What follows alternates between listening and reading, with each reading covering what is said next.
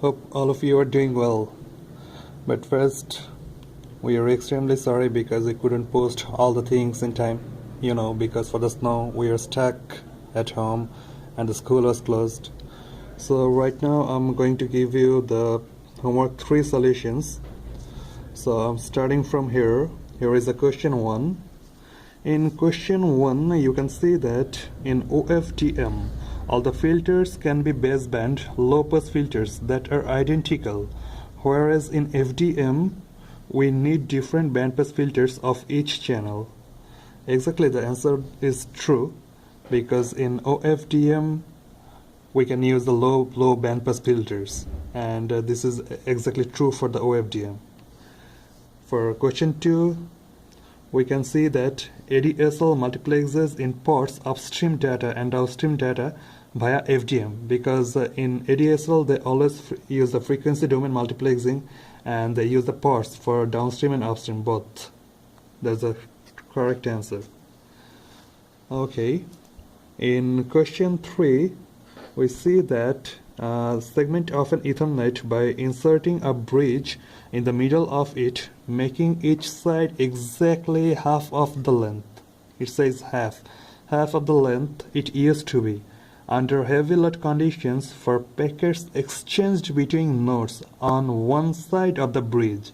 So we have to choose the correct answer, and from here you can see that the correct answer is the NPD has been reduced by half and the throughput has increased by something other than 2, because we know that NPD is equal to T probe by T exam T.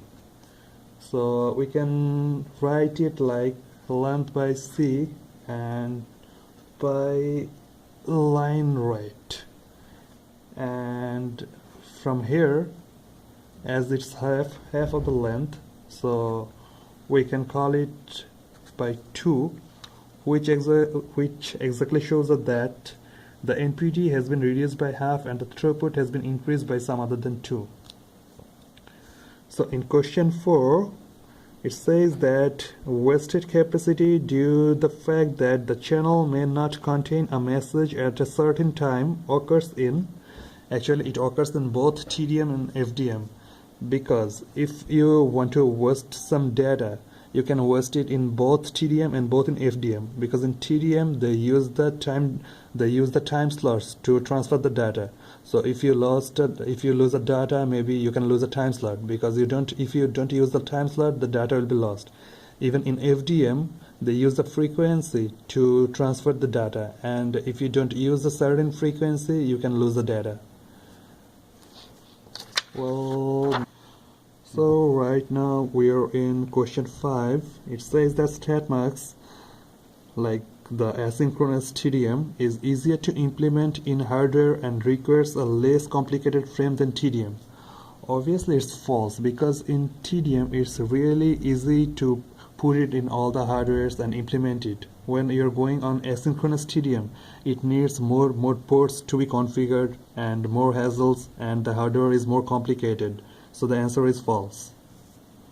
In question 6, we can see that in DMT, higher data rates are permitted in frequency bands where there is less loss, because less loss means higher SNR, which means a higher level QM can be used and still maintain the same BER.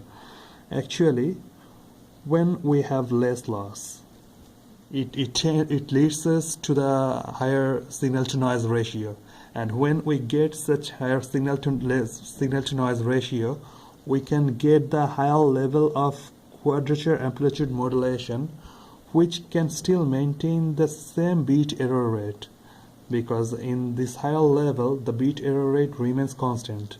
So the answer is 2. Okay, in question 7, it says that in DMT, high data rates are permitted in frequency bands where there is less loss, and the frequency bands have to be small enough from the frequency dependent loss doesn't cause too much distortion. You can easily see it from your lecture. It's stated in the lecture. So the answer is 2. Well, in question 8, it's Question 8, we can see that there are 6 analog signals of 4 kHz each are sampled and quantized with resolution of 3 bits via a 3-bit analog to digital converter, and the composite or resulting digital signal is transmitted as binary amplitude modulation. Assume no overhead is required. The frequency bandwidth of the resulting signal is roughly, the result is 144 kHz, because it says that we are using an analog to digital converter and of 4 kHz each. So when we are converting it from analog to digital, when after the conversion it will be like 8 kHz. So in 8 kHz the data rate should be 8 into 3 bits, I guess here. Yeah. And after that, as there are 6 of them, so the total signal should be 6 into 8 into 3, so it should be equal to 144 kHz. Okay, so now the question 9, it says that in upstream and downstream traffic can share the same frequency bandwidth if the number 1 is this is a private network and all of the wave impedance are properly matched, because when you can match the wave impedances, so the upstream and downstream traffic can share the same frequency. Echo cancellers are used. Obviously when we use the echo cancellers we can share the upstream and downstream data traffic. Okay, the third one is this is a network in which the upstream and downstream traffic never occur at the same time. Yeah, because they can never go in the same path at the same time, so they have to be different in time and different in the way. So when they're different we can share the frequency bandwidth. So actually the answer is all of the above. Alright, then question 10, a packet switch network can use a datagram approach. Different packets, different 2 fixed users can go different paths, but it never uses a virtual circuit approach in which the packets between 2 fixed users go the same path once the path is established. Well, it's true, because a packet switch network can use a different datagram approach. The datagram approach will be different. Okay, so it means that the different packets different between the 2 fixed users and can go the different paths. But the thing is that it never uses a virtual circuit approach. It's false, because it can use the virtual circuit approach. It's not mandatory that it can never use the virtual circuit approach. For this point, it's false. So here we go. Thank you everyone. You have a good day.